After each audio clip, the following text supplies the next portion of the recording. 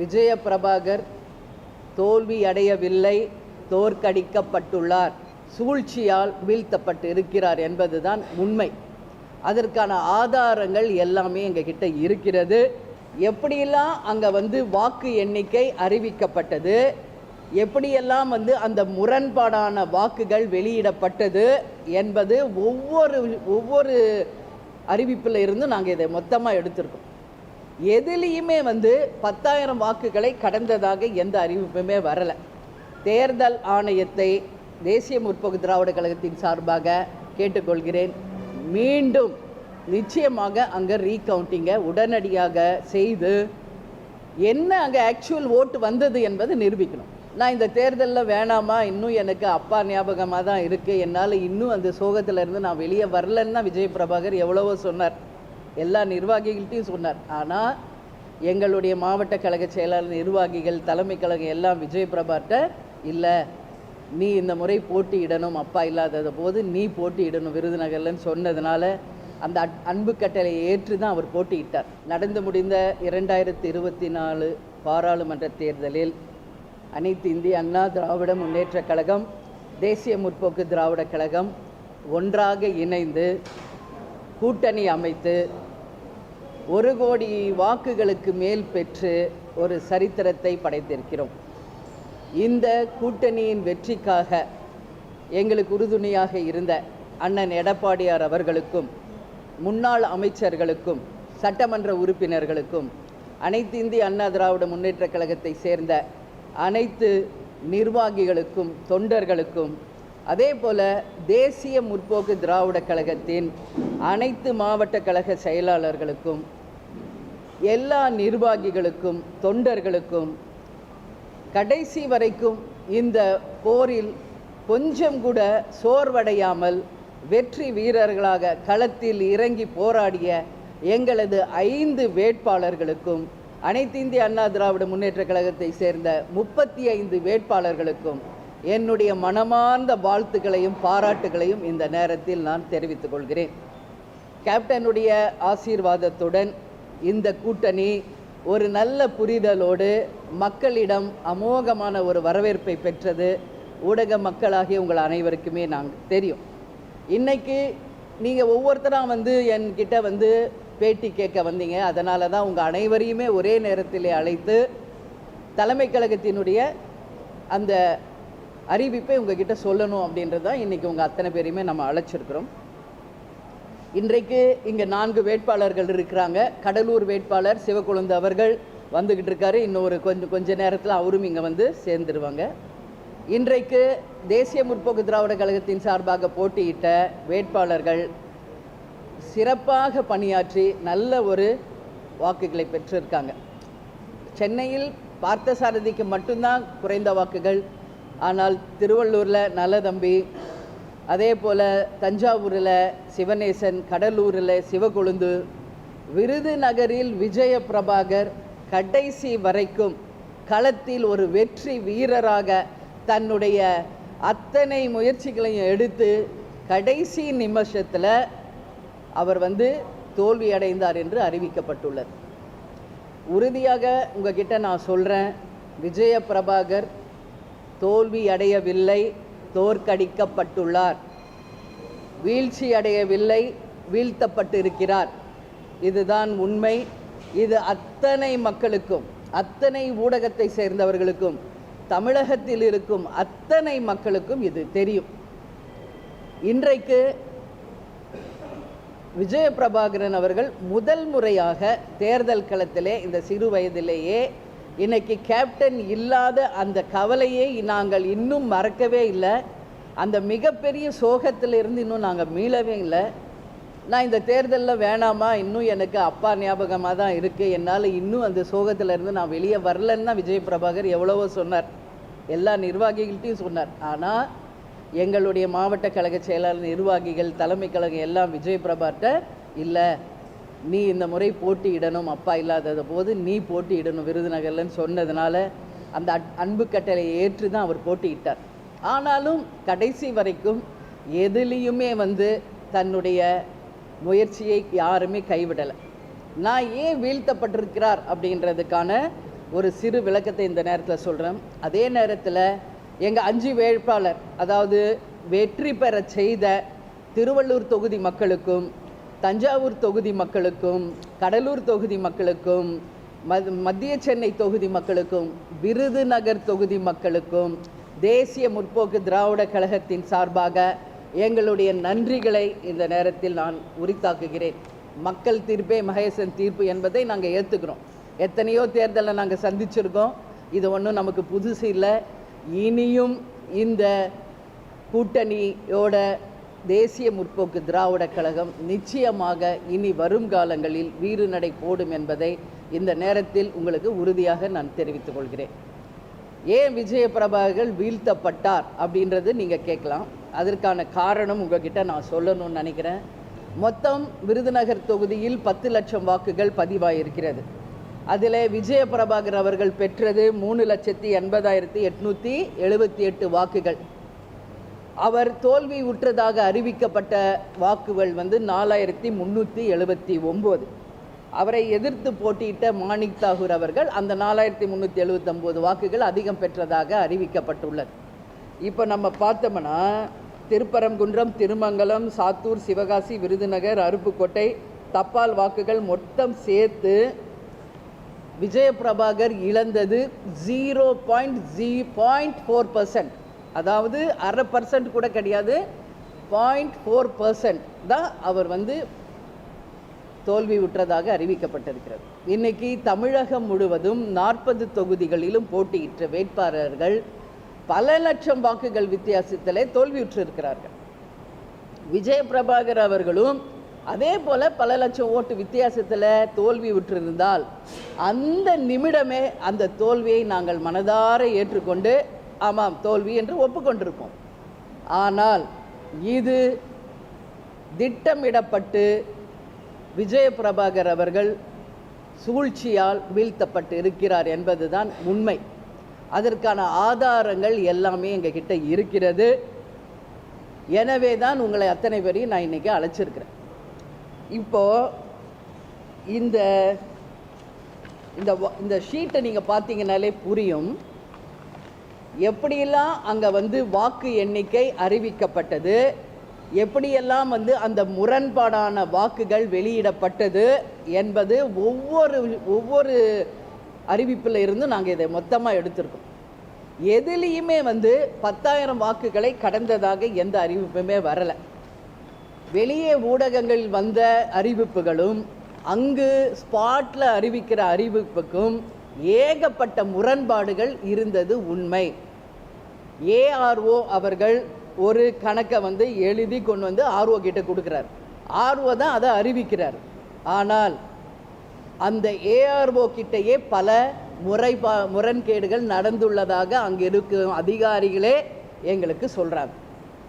அங்கே கலெக்டராக இருந்தவர் ஒரு லஞ்ச் பிரேக்குக்கு அப்புறம் 3 மணிலேருந்து 5 மணி வரைக்கும் வாக்கு எண்ணிக்கையை நிறுத்துகிறாங்க. எதுக்காக நிறுத்துறீங்க? லஞ்ச் பிரேக்கு கொடுத்தாச்சு, அதுக்கப்புறம் எண்ணிக்கை போக வேண்டியதானே, எதற்காக நிறுத்துறீங்க? 3 மணிலேருந்து 5 மணி வரைக்கும் வாக்கு எண்ணிக்கை நிறுத்தப்பட்டிருக்கிறது. ஒரு கலெக்டர் வெளியே சொல்கிறார், எல்லாரும் மத்தியிலும் எனக்கு ப்ரெஷர் அதிகமாக இருக்கிறது, பல்வேறு இடங்களில் இருந்து எனக்கு நிர்பந்தப்படுத்துகிறார்கள், என்னால் இதை சமாளிக்க முடியல, என்னுடைய ஃபோனை நான் சுவிட்ச் ஆஃப் பண்ண போகிறேன் அப்படின்னு சொல்லி கலெக்டர் அவர்களே அங்கே நடு மையத்திற்கு அறிவிச்சிருக்கிறார். அப்போ யார் அவருக்கு ப்ரெஷர் கொடுக்கறது? யார் அவரை இந்த மாதிரி செயல்படாமல் தடுக்கிறது? எந்த சக்தி அப்படிங்கிறது நிச்சயமாக மக்களுக்கு இது வெளிச்சம் போட்டு காமிக்கணுன்றதுனால தான் நான் இந்த ப்ரெஸ் மீட்டே நான் கேட்டுக்கிட்டு இருக்கேன். தேர்தல் என்றால் உண்மையாக நடந்தால் அது தேர்தல். எந்த தேர்தல் முடிவுகள் அறிவிப்பதற்கு முன்பாகவே முதலமைச்சர் அவர்கள் 40 தொகுதிகளையும் திமுக வென்றது என்று சொல்கிறார். அது வரைக்கும் 4 தொகுதிகளில் இன்னும் போயிட்டு தான் இருக்குது கவுண்டிங். அதுக்கு முன்னாடி அவர் சொல்கிறாரு 40ஐயும் திமுக வென்று எடுத்ததுன்னு சொல்கிறார். அப்போ எதை வச்சு அவர் அப்படி சொல்கிறாரு அப்படிங்கிறத முதலமைச்சர் அவர்கள் நிச்சயமாக சொல்லணும். ஏன்னா விருதுநகர் தொகுதியில் மிட் வரைக்கும் கவுண்டிங் போய் 1 மணிக்கு மேலே தான் அமைச்சர் பெருமக்கள் 3 அமைச்சர்கள் அங்கு சென்று 1 மணி வாக்கில் மாணிக் தாகூரோட சென்று அந்த வெற்றி சான்றிதழை வாங்குறாங்க. அப்படி இருக்கும் பொழுது முதலமைச்சர் அவர்கள் எப்படி முன்கூட்டியே 40 தொகுதிகளையும் திமுக வென்றது என்று எப்படி சொல்றார் என்ற கேள்வியை நிச்சயம் அவர் தான் அதுக்கான பதில் சொல்லணும். இன்னைக்கு ஒரு இடத்துக்கு அமைச்சர் பெருமக்கள் செல்வதே சட்ட ரீதியான தவறான ஒரு விஷயம். அதுவும் மதுரையில் இருக்கும் ஒரு அமைச்சர் விருதுநகர் தொகுதிக்கு செல்ல வேண்டிய அவசியம் என்ன? இது அவங்களே அவங்களுடைய அஃபிஷியல் பேஜிலேயே போட்டிருக்காங்க. அமைச்சர் பெருமக்களும் மாணிக் தாகூர் அவர்களும் 1 மணி ராத்திரியில் அங்கே உட்காந்து அந்த வெற்றி சான்றிதழை பெற்றதாக அவர்களே அதிகாரப்பூர்வமாக அறிவிச்சிருக்காங்க. இதுவே முதல் தவறு.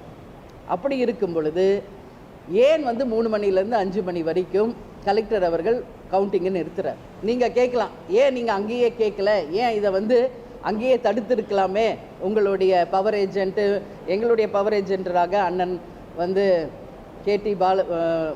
கேடிஆர் தான் அங்கே இருந்தார். அவர் முறையிடுகிறார், தவறு நடக்கிறது, இதை நிறுத்த வேண்டும் என்று எவ்வளவோ கேட்டார். கேடிஆர் அண்ணன் கேட்குறார், இங்கே கவுண்டிங் சரியில்லை, தவறு நடக்குது, இந்த கவுண்டிங்கை உடனடியாக நிறுத்துங்கள் என்று எவ்வளோ முறையை அவர் சொல்லியிருக்காரு. நம்ம கட்சி சார்பாக, அதிமுக சார்பாக அங்கே உள்ளே இருந்த அனைத்து லாயர்ஸும் கேட்குறாங்க, இது இந்த கவுண்டிங் நிறுத்தப்பட்டு உடனடியாக ரீகவுண்டிங் போகணும் அப்படின்னு. அதுக்கு அங்கே இருந்த ஏஆர்ஓவோ ஆர்ஓவோ கலெக்டரோ செவிசாய்க்கலை. அதற்கு பதிலாக மிரட்டும் தோணியில் போலீஸ் ஃபோர்ஸை ஃபுல்லாக உள்ளே இறக்கி, ஐஜி டிஐஜியிலேருந்து அனைத்து காவல்துறை அதிகாரிகளையும் உள்ளே இறக்கி அங்கே ஒரு நியாயத்திற்கு செவிசாய்க்காமல் அவங்க கவுண்டிங்கை தொடர்ந்து நடத்திக்கிட்டே இருந்தாங்க. அது மட்டும் இல்லை, 13வது ரவுண்டுக்கு பிறகு அங்கு தவறுகள் நடந்தது உண்மை என்று ஒட்டுமொத்த பேருமே சொல்கிறாங்க. 5 பாக்ஸு, அதாவது 13வது பாக்ஸுக்கு அப்புறம் நிறுத்திட்டு 18வது பாக்ஸுக்கு போயிட்டாங்க, இவிஎம் பாக்ஸ் கவுண்டிங். அப்போது கேடிஆர் அண்ணன் கேட்குறாரு, ஏன் இந்த 5 பாக்ஸை ஓப்பன் பண்ணி இதுக்கு சொல்லிட்டு தானே நீங்கள் 18வதுக்கு போகணும், ஏன் நிறுத்துனீங்க என்று அவர் கேட்ட பிறகுதான், அதை தடை விதித்த பிறகுதான் மறுபடியும் 13ல் இருந்து 13, 14, 15, 16, 17 இவிஎம் பாக்ஸை ஓப்பன் பண்ணி அதில் கவுண்டிங் ஸ்டார்ட் பண்ணுறாங்க. அதற்கு பிறகுதான் அப்புறம் 18, 19 இதில் 3 இவிஎம் பாக்ஸ் ரிப்பேர் ஆயிடுச்சின்னு சொல்லி ஒரு ஓரமாக எடுத்து வச்சுட்டாங்க, அதை ஓப்பனே பண்ணல. அதற்கு பிறகு நம்ம ஏன் அந்த இவிஎம் பாக்ஸ் ஓப்பன் பண்ணலை என்று முறையிட்ட பிறகு அதற்கு பிறகு அதை ஓப்பன் பண்ணி அதில் இருக்கிற அந்த அந்த சீட்டு இருக்கு இல்லையா, ஓட்டு போட்ட சீட்டு, அதை வச்சு கவுண்டிங் பண்ணி 25வது ரவுண்டு வரைக்கும் முடிச்சிருக்காங்க. அதே மாதிரி தபால் ஓட்டு நம்ம பார்த்தோம்னா எல்லா தொகுதியிலுமே காலையிலே முதல் வேலையாக தபால் ஓட்டுகளை எண்ணிடுவாங்க. ஆனால் விருதுநகர் மட்டும்தான் எல்லா கவுண்டிங்கும் முடித்து மிட் நைட் வரைக்கும் தபால் ஓட்டை எண்ணினது ஒன்லி விருதுநகர் தொகுதியில் மட்டும்தான். இது எல்லாமே நான் சொல்லும் பொழுதே இது நிச்சயமாக சூழ்ச்சி செய்யப்பட்டுள்ளது. எப்போ முதல்வர் அவர்கள் நாளை நாம் 40 தொகுதியை நாங்கள் சொன்னதுனால அவர்களுடைய அமைச்சர் பெருமக்கள் அதை உண்மையாக்க வேண்டும் என்பதற்காக அதிகாரிகளை நிர்பந்தப்படுத்தி அந்த கவுண்டிங்கை முறைகேடு நடத்தி நிற்பாட்டி அதை அவங்க இதை தடை செய்திருக்கிறார்கள் என்பதுதான் உண்மை. இதுதான் அங்கே நடந்திருக்கிற ஒரு விஷயம். நாங்கள் உடனடியாக அதை கேட்கும்போது அது யாருமே அதை செவிசாய்க்கலை.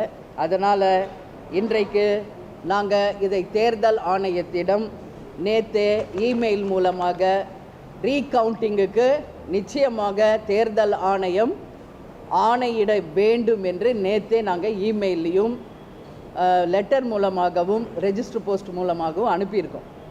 எனவே நான் தேர்தல் ஆணையத்தை தேசிய முற்போக்கு திராவிட கழகத்தின் சார்பாக கேட்டுக்கொள்கிறேன். மீண்டும் நிச்சயமாக அங்கே ரீகவுண்டிங்கை உடனடியாக செய்து என்ன அங்கே ஆக்சுவல் ஓட்டு வந்தது என்பதை நிரூபிக்கணும். உண்மையிலேயே அது இல்லை அப்படின்னா நான் தலைவனுக்கு ஏற்றுக்கிறேன், அதில் எந்த மாற்று கருத்துமே கிடையாது. ஆனால் இது சூழ்ச்சி செய்யப்பட்டு வீழ்த்தப்பட்டிருக்கிறார் விஜய் பிரபாகர், இதுதான் உண்மை. நான் என்ன சொல்கிறேன், 50-60 வருஷமாக கட்சி நடத்துகிறீங்க, ஆட்சியில் இருக்கீங்க. ஒரு சின்ன பையன் முதல் வாட்டி தேர்தலில் நிற்கிறாரு, அப்படி ஜெயிச்சாதான் என்ன போச்சு உங்களுக்கு? 39 தொகுதி நீங்கள் ஜெயிச்சதை அறிவிச்சிக்கிட்டு இருக்கீங்களா? ஒரு தொகுதியில் கடைசி வரைக்கும் போராடி வருகிறாரே ஒரு இளைஞர், அப்படின்னு பெரிய மனசோட நீங்கள் அவரை வந்து ஜெயிக்க வச்சுருந்தீங்கன்னா இந்த ஆட்சியை நான் தலைவணங்கி நான் வந்து போற்றி இருப்பேன், வரவேற்றிருப்பேன்.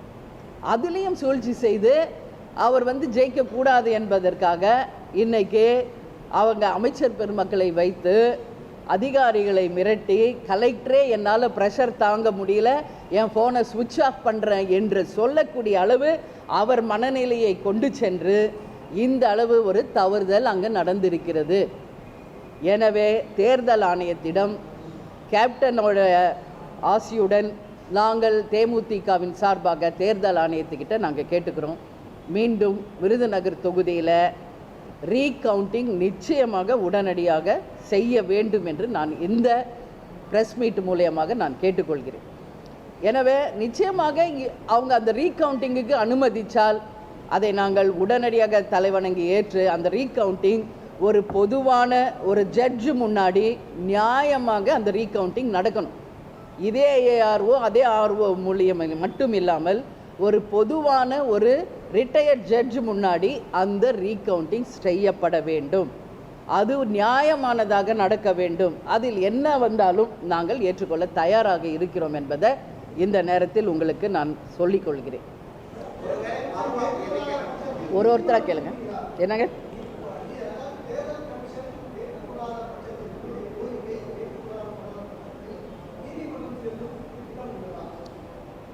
தமிழ்நாடு முழுக்க இன்னைக்கு வரைக்கும் நம்ம எத்தனையோ தேர்தல்களை பார்த்துருக்கோம், இது மாதிரி எத்தனையோ முறைகேடுகளை நாம் பார்த்துருக்குறோம், இது மாதிரி எத்தனையோ கம்ப்ளைண்ட்ஸாக பார்த்துருக்குறோம், கோர்ட்டுக்கு போனதையும் பார்த்துருக்குறோம். 5 ஆண்டுகள் கழித்து தான் அதற்கான தீர்ப்பு வந்ததையும் இன்னும் பார்த்துக்கிட்டு தான் இருக்கும். இப்போ சபாநாயகர் ஒருத்தர் இருக்கார், அவர் மேலேயே வழக்கு இருக்கிறது. ஆனால் இதை 3 வருஷம் முடிச்சு 4வது வருஷம் சபாநாயகராக அவர் தொடர்ந்துக்கிட்டு தான் இருக்கார். நான் என்ன கேட்டுக்கிறேன், இது ஜனநாயக திருவிழா என்று சொல்லும் தேர்தல் ஆணையம் ஏன் வந்து இப்போ 5 தொகுதியில் போட்டிட்டோம், வேறு யார் தொகுதியை பற்றி நான் ஏன் கேட்கல? ஓகே, மிகப்பெரிய டிஃப்ரென்ஸில் அவங்க தோல்வி விட்டுறாங்க, அதை நாங்கள் ஏற்றுக்கிறோம். எதற்காக விஜய் பிரபன் கடைசி வரைக்கும் அந்த ஓட்டிங்கை நிப்பாட்டி அங்கே வந்து ப்ரெஷராக இருக்குன்னு சொல்லி செல்ஃபோன் ஆஃப் பண்ணி ஒரு 10 முறை வெளியே போய் கலெக்டர் பேசி எல்லாமே அங்கே நடந்தது உள்ளங்கை நெல்லிக்கனியாக எல்லாருக்கும் தெரியும். இதை தான் நாங்கள் கேட்குறோம். உறுதியாக இதற்கு தலைவணங்கி தேர்தல் ஆணையம் தான் இதுக்கு ஒரு நல்ல தீர்வு தர வேண்டும் அப்படின்றதில் நான் உறுதியாக இருக்கேன். நிச்சயம் தேர்தல் ஆணையம் எங்களுக்கு ஒரு நல்ல முடிவை கொடுப்பாருங்க அப்படின்னு நினைக்கிறேன். கோர்ட்டுக்கு போகிறது ஒன்றும் பெரிய விஷயம் இல்லை. கோர்ட்டுக்கு போயிட்டா உண்மையிலே உடனடியாக அதற்கு தீர்வு வருமா அப்படிங்கிறத உங்ககிட்டயே நான் கேட்குறேன். பத்திரிகையாளர்களாக உங்கள் எல்லாருக்கும் தெரியும். உடனடியாக அதுக்கான தீர்வை கோர்ட்டு உடனடியாக கொடுக்கட்டும்னு சொல்லுங்கள், நாளைக்கே நாங்கள் கோர்ட்டுக்கு போகிறோம், தயாராக இருக்கோம். ஆனால் ஒன்ஸ் என்ன சொல்லுவாங்க, கோர்ட்டில் நிலுவையில் இருக்குது, அதை நாங்கள் ஒன்றும் இப்போ பேச முடியாது, தேர்தல் ஆணையம் சொல்லுவாங்க. அதனால தான் நான் சொல்கிறேன், நாங்கள் கேட்டுக்கிறது தேர்தல் ஆணையத்துக்கிட்ட தான் 45 நாட்கள் வரைக்கும் நமக்கு உரிமை இருக்குது ரீகவுண்டிங் கேட்குறதுக்கு. அதனால தான் நாங்கள் முதல்ல தேர்தல் ஆணையத்துக்கிட்ட தான் இதை கேட்குறோம். ஒரு எக்ஸாம் எழுதுகிறோம், நான் எழுதுனதை விட என் மார்க்கு கம்மினா இமிடியேட்டாக ரீகவுண்டிங் போகிறாங்கல்ல ஸ்டூடெண்ட்ஸை. இது என்ன எவ்வளோ பெரிய ஒரு தேர்தல்! 6 சட்டமன்ற தொகுதிக்கு உட்பட்ட ஒரு பாராளுமன்ற தேர்தலில் ஒரு தொகுதியிலே கடைசி நேரத்தில் சூழ்ச்சியால் வீழ்த்தப்பட்டிருக்கிறார் என்பது அனைவராலும் ஒற்றுக்கொள்ளப்படும் போது இது வந்து தேர்தல் ஆணையம் உரிய நீதி எங்களுக்கு தர வேண்டும் என்று இதன் மூலம் நான் கேட்டுக்கிறேன்.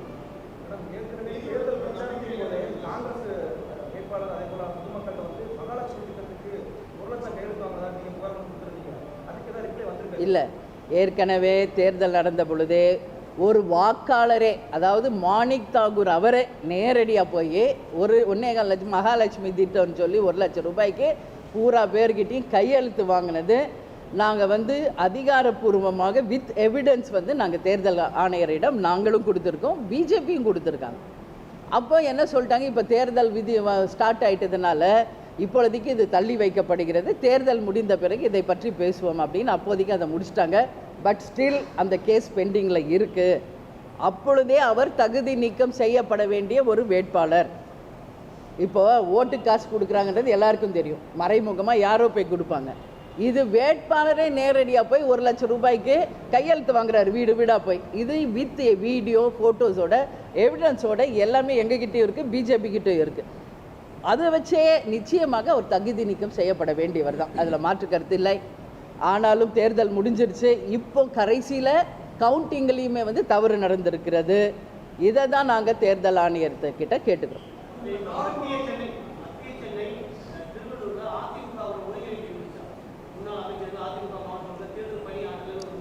இங்கே பாருங்கள், எல்லா இடத்துலையும் ஒருங்கிணைப்பும் இருந்தது.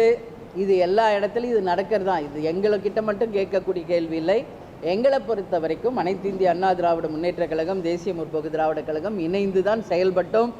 மிகப்பெரிய ஒரு உடன்பாடோட நல்ல புரிதலோடு தான் நம்ம வந்து போட்டிட்டு இருக்கோம். அதனால் நிச்சயமாக யார் மேலேயும் நாங்கள் குறை சொல்கிறதுக்கு இல்லை.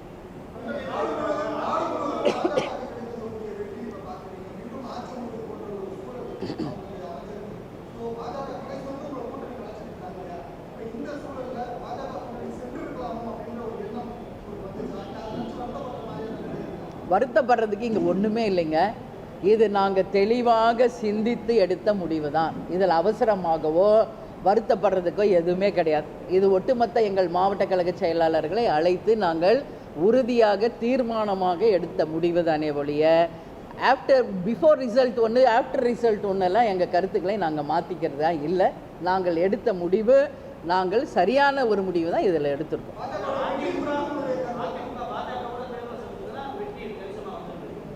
இப்போ வேணால் சொல்லலாம், நாங்கள் கடந்த 10 வருஷம் என்டிஏ அலையன்ஸில் தானே இருந்தோம். இப்போ நீங்கள் சொல்கிற அத்தனை கூட்டணியும் ஒன்றா இணைஞ்சு தானே போட்டி போட்டோம். ஏன் அப்போ வெற்றி வரல? அதை நான் கேள்வியை எழுப்பலாம் இல்லையா? இப்போ அவங்களோட இணைஞ்சிருந்தால் வெற்றி வந்திருக்குமா அப்படின்றதெல்லாம் ஆஃப்டர் தேர்தலுக்கு அப்புறம் நம்ம பேசுகிற பேச்சு. இது கூட்டணி அமைச்சு போட்டிட்டு இருந்தால் வெற்றி பெற்று இருப்போமா இல்லையான்றதை ஜோசியம் சொல்ல முடியாது. நான் ஏன் அப்போ என்டிஏ அலையன்ஸில் நாங்கள் இருந்தப்போ வெற்றி பெறலை? அதனால் இது இப்போ நம்ம அதை பற்றி பேசுகிறது தவறு. நிச்சயமாக மக்களுக்கு தெரியும், ஒரு நல்ல ஒரு எதிர்காலத்தை நிச்சயம் தேமுதிகக்கு அவங்க வழங்குவாங்க என்று நாங்கள் உறுதியாக நம்புகிறோம்.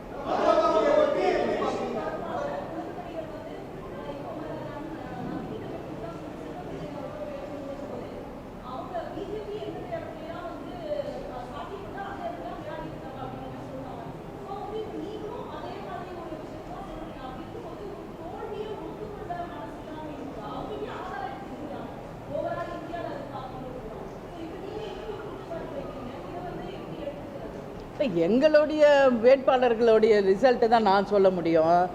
எங்கள் வேட்பாளர்கள் போட்டியிட்ட 5 தொகுதியில் நடந்தது நான் சொல்லிட்டேன். மற்ற எல்லாம் மிகப்பெரிய வாக்கு வித்தியாசத்தில் தோல்விட்டுறதுன்னா நான் அதை பற்றி பேசல, நான் ஏற்றுக்கிறேன். பட் விஜய பிரபாகர் விஷயத்தில் கடைசி நிமிடம் வரைக்கும் அது இழுத்து சூழ்ச்சி செய்து கவுண்டிங்கை நிப்பாட்டி எல்லா பிரச்சனையும் உண்டாக்கி அது விஷமத்தனமத்தோட வீழ்ச்சி அடைய செய்திருக்கிறார்கள் என்பதுதான் எங்கள் கருத்து. அதனால் நிச்சயமாக இதை நாங்கள் தேர்தல் ஆணையத்திடம் கொண்டு செல்வோம்.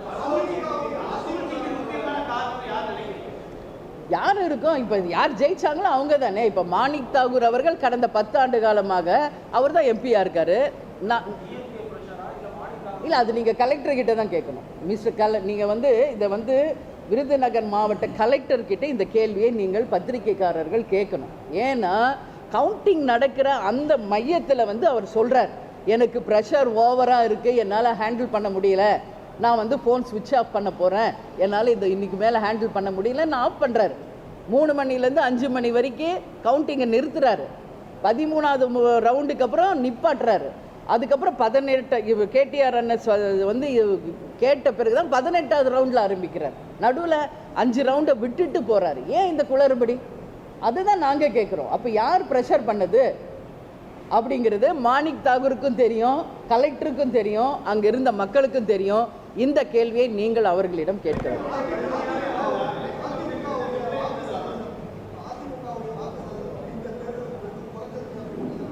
இல்லையே, போன வாட்டி விட இந்த வாட்டி கூடி இருக்கிறது. நீங்கள் கரெக்டாக கணக்கு பார்க்கலன்னு நினைக்கிறேன். கிடையாது, இல்லை, கூடி இருக்கிறது. இப்போ 2 பேரும் சேர்ந்து இருக்கட்டும், பரவாயில்ல. இப்போ நாங்கள் 2 பேரும் சேர்ந்து 1 கோடிக்கு மேலே வாங்கியிருக்கிறோம்ல. அப்படி பார்த்தா எல்லாருடைய வாக்கு சதவீதம் சிலருக்கு குறைஞ்சிருக்கு, ஏறி இருக்கு. இன்றைக்கி 40 தொகுதியிலையும் திமுகவை தவிர யாருமே வெற்றி பெறலை. எல்லாமே இருக்குது. இதுக்கு பின்னாடி என்ன இருக்குது? அதுதான் நான் கேள்வி கேட்குறேன். அப்புறம் எதுக்கு ஜனநாயக திருவிழான்னு ஏன் சொல்கிறீங்க? சரி சரி சரி, என்ன வெற்றி தோல்வி என்பது எல்லா கட்சிக்கும் சகஜம்தான். இதே திமுக ஒரு இடத்துல மட்டும் வெற்றி பெற்று அனைத்து தொகுதியிலும் தோக்கலையா? இன்னைக்கு பாஜக 3வது வாட்டி ஆட்சி அமைக்கிறாங்க. இந்தியா முழுக்க ஒரு இடத்துல தான் பாஜக வெற்றி பெற்று அத்தனை தொகுதியிலையும் தோக்கலையா? இதே அம்மா ஜெயலலிதா இருந்தப்போ 38 தொகுதி ஜெயிச்சாங்க. திமுக எல்லாமே தோக்கலையா? அதுக்கு பிறகு அதிமுகக்கு அப்புறம் திமுக வந்தாங்க, அவங்க 38 ஜெயிச்சாங்க. மீதி 2 இடம் அதிமுக ஜெயிச்சது.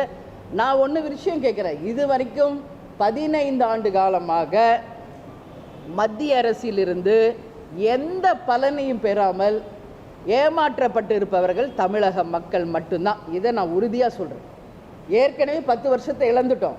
இப்போ மீண்டும் இன்னொரு 5 வருஷத்தை தமிழ்நாடும் தமிழக மக்களும் தான் இழந்துக்கிட்டு இருக்காங்க.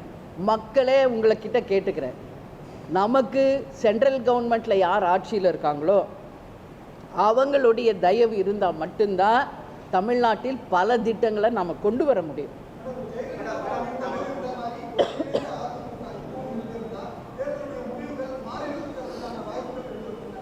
இங்கே பாருங்க, 1 பெருசா 10 பெருசானா 10 தான் பெருசு, அதில் மாற்று கருத்து இல்லை.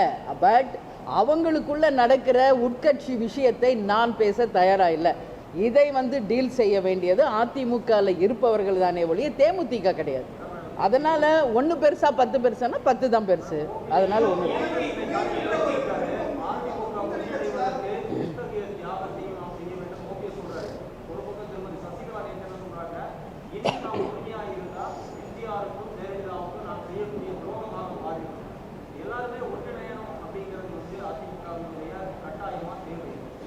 நான் என்ன சொல்கிறேன், ஒற்றுமையாக இருந்தால் வெற்றி உறுதி, அதில் மாற்று கருத்து இல்லை. அவங்க ஒன்று சேர்றாங்களா சேரலையா அப்படின்னு தேமுதிக சார்பாக நான் சொல்ல முடியாது அந்த கருத்தை. இது அவங்க உட்கட்சி விஷயம், அவங்க உட்கட்சி விஷயம். இது பேச வேண்டியது அதிமுகவை சேர்ந்தவர்கள் தானே ஒழிய தேமுதிகவை சேர்ந்தவர்கள் கிடையாது.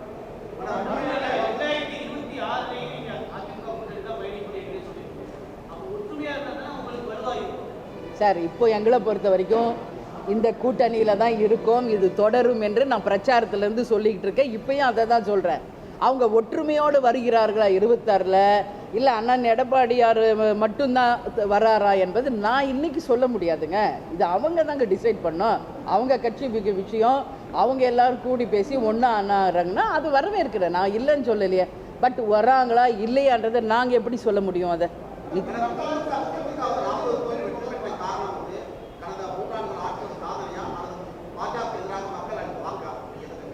இது மக்கள்கிட்ட நீங்கள் போய் கேளுங்க. என்கிட்ட கேட்குறத விட மக்கள்கிட்ட கேளுங்க. ஆட்சி பலம், அதிகார பலம், பணபலம், கூட்டணி பலத்தை கொண்டு தான் இன்றைக்கி ஜெயிச்சிருக்காங்க. அது ஒன்றும், அதனால் இது ஒன்றும் அப்படியே பெரிய இமாலய வெற்றியெல்லாம் ஒன்றும் கிடையாது. இது மாதிரி பல வெற்றிகளை நாம் பார்த்துருக்குறோம். ஆனால் நான் கேட்குறேன், போன வாட்டி 38 எம்பி ஜெயிச்சிங்களே, என்ன நல்லது தமிழ்நாட்டுக்கு திமுக பண்ணுச்சு? அது மட்டும் நான் கேள்வியாக எழுப்புறேன். இப்போ 40 ஜெயிச்சிட்டிங்க, சந்தோஷம். தேமுதிக சார்பாக வாழ்த்துக்களை தெரிவிச்சுக்கிறோம். இந்த 40 ஜெயிச்சதுனால தமிழ்நாட்டுக்கு காவேரியிலேருந்து தண்ணியை உடனடியாக கொண்டு வந்துடுறீங்களா? கச்சத்தீவை மீட்டு கொண்டு வந்துடுறீங்களா? நீங்கள் ஏற்கனவே சொல்லியிருக்கிறீங்களா எய்ம்ஸ் மருத்துவமனை, அதை கட்டி முடிக்கிறீங்களா? நீட் எக்ஸாமை உடனடியாக ஒரு கையெழுத்தில் நாங்கள் தமிழ்நாட்டை விட்டு விரட்டுவோன்னு சொன்னார் உதயநிதி, விரட்டுறாரா? இந்த கேள்விக்கெல்லாம் அவங்க பதில் சொல்லட்டும். அப்போ தான் இது உண்மையில் வெற்றியா தோல்வியா என்பதை நான் பதில் சொல்ல முடியும்.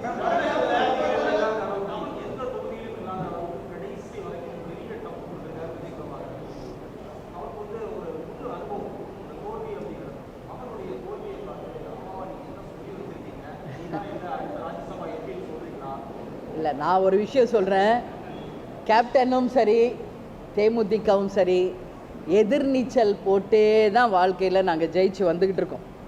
சினிமா துறையிலும் சரி அரசியலிலும் சரி கேப்டன் சந்திக்காத சவால்கள் இல்லை, துரோகங்கள் இல்லை, வீழ்ச்சிகள் இல்லை. எல்லாத்தையும் சமாளித்து தான் நாங்கள் வரோம்.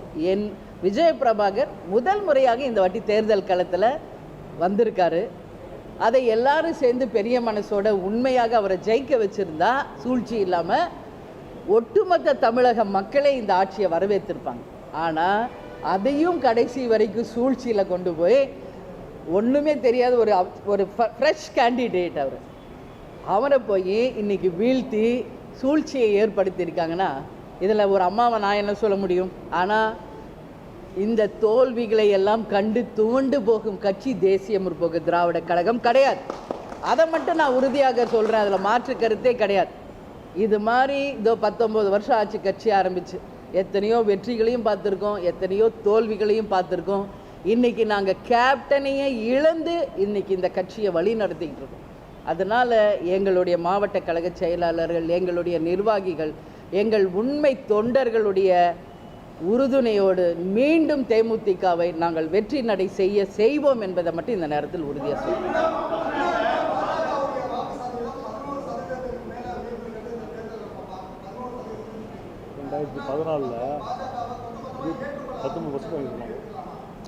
ஏற்கனவே இல்லை, அதான் சொன்னல உங்களுக்கு, என்டிஏல நாங்கள் 10 வருஷம் இருந்தோம். 2019 14 நம்ம எல்லாம் ஒன்றா இருந்தப்போ 19% வாக்குகள் அப்போ பெற்றோம். சரிங்களா? அப்போ எல்லாருமே ஒன்றா இருந்து பெற்றது. இப்போ பாஜக இன்னும் இன்னைக்கு இவ்வளோ சதவீதம் வாங்கி இருக்குதுன்னா வாழ்த்துக்கள். எந்த ஒரு கட்சியும் அவங்க கட்சி ஆட்சிக்கு வரணும், வெற்றி அடையணும் தான் எல்லா கட்சியும் இன்னைக்கு உழைக்கிறாங்க. அந்த வகையில் அவங்க உழைச்சிருக்காங்க, அவங்களுக்கு மக்கள் வாக்களிச்சிருக்காங்க, சந்தோஷம். இனி எதிர்காலம் எப்படி வரும்ன்றதை அவங்க தான் அதை சொல்லணும்.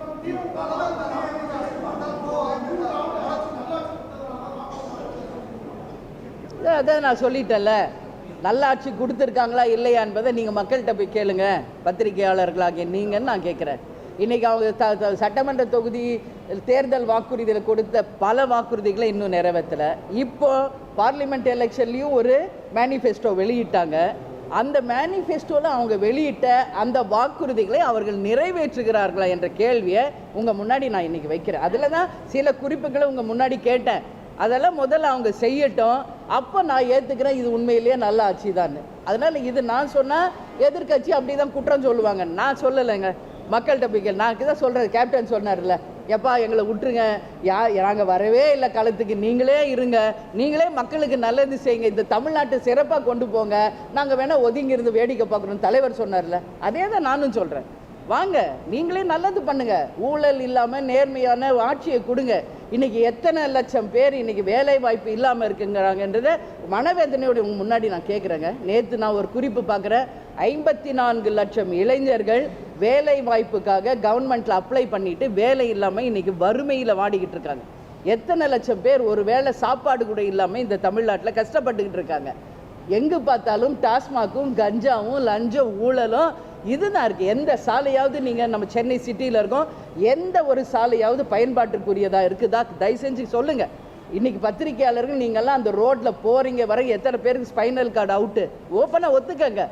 அந்த அளவு ஒரு மோசமான சாலைகளை இன்றைக்கி நிர்வகிச்சுருக்காங்க. கேட்டால் சிங்கப்பூருக்கு இணையான ஒரு சென்னை சிட்டியை உருவாக்கணும்னு சொன்னாங்க. இதே கூவம், இப்போ தான் நான் சைனா போயிட்டு வந்து உங்ககிட்ட நான் அறிக்கை கொடுத்தேங்க, இதே கூவம் தாங்க அங்கேயும் இருக்குது. ஆனால் அந்த கூவத்தை அந்த அளவு அவங்க பராமரித்து அந்த நீரோட்டமான அதை வைத்து அந்த மக்களுக்கு அந்த தண்ணீரை ரீசைக்ளிங் பண்ணி உபயோகப்படுத்திக்கிட்டு இருக்காங்க. எத்தனை பாலங்கள், அத்தனை பேருக்கும் வேலை வாய்ப்பு. மக்கள் தொகையில் இந்தியாவுக்கு இணையாக இருக்கும் சைனா இன்னைக்கு நம்மளை விட 100 ஆண்டு காலம் முன்னாடி இருக்காங்க. ஸோ அந்த மாதிரி சரித்திரத்தை எல்லாம் இவங்க படைக்கட்டும். அப்போ நாங்களே ஒதுங்கி சிறந்த ஆட்சி பண்ணுறாங்க, நீங்களே பண்ணுங்கன்னு நாங்கள் தலை வணங்கி ஏற்றுக்கோம். எதுங்க? இன்றைக்கி தாங்க நாங்கள் அப்ளை பண்ணியிருக்கோம். நாங்கள் நேற்றே அனுப்பிட்டோங்க. தேர்தல் ஆணையத்துக்கிட்ட நாங்கள் உரிமையோடு கேட்குறோம். நிச்சயம் அவங்க எங்களுக்கு செவி சாய்ப்பாங்க என்று நாங்கள் நம்புகிறோம். இல்லாத பட்சத்தில் அடுத்த கட்டம் என்னன்றதை நான் உங்களுக்கு சொல்கிறேன்.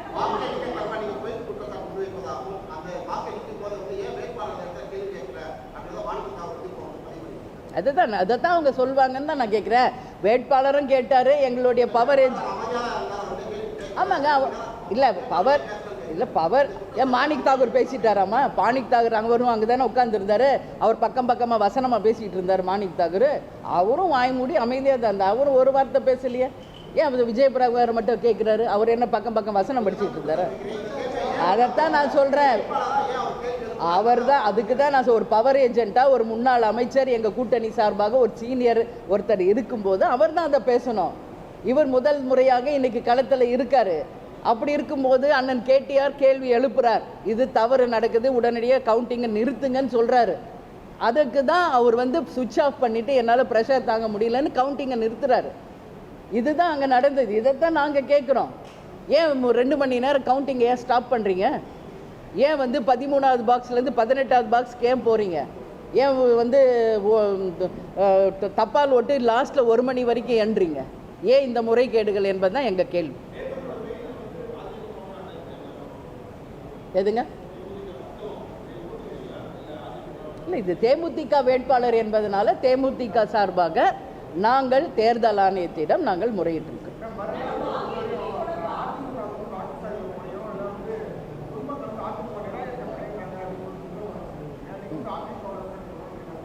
அது செல்வ பெருந்தகை கிட்ட போய் கேளுங்க, ஏன் அப்படி சொன்னாருன்றத. அவர் கருத்தை நீங்கள் அவர்கிட்ட தான் கேட்கணும். செல்வ பெருந்தகை ஒரு கருத்து சொன்னதை நீங்கள் என்கிட்ட கேட்கக்கூடாது. நாங்கள் அவங்க கூட தாங்க கூட்டணி, அவங்க கூட தாங்க தொடர போகிறோம், சரிங்களா? அதுக்காக செல்வ பெருந்தகை ஒரு கருத்து சொல்வார், இன்னொருத்தர் ஒரு கருத்து சொல்வார், அதையெல்லாம் நாங்கள் ஏற்றுக்கிறதே இல்லை. அவர் சொன்ன கருத்துக்கு பதில் அவர்கிட்ட கேளுங்க, எங்கள் கருத்துக்கு எங்ககிட்ட பதில் கேளுங்க.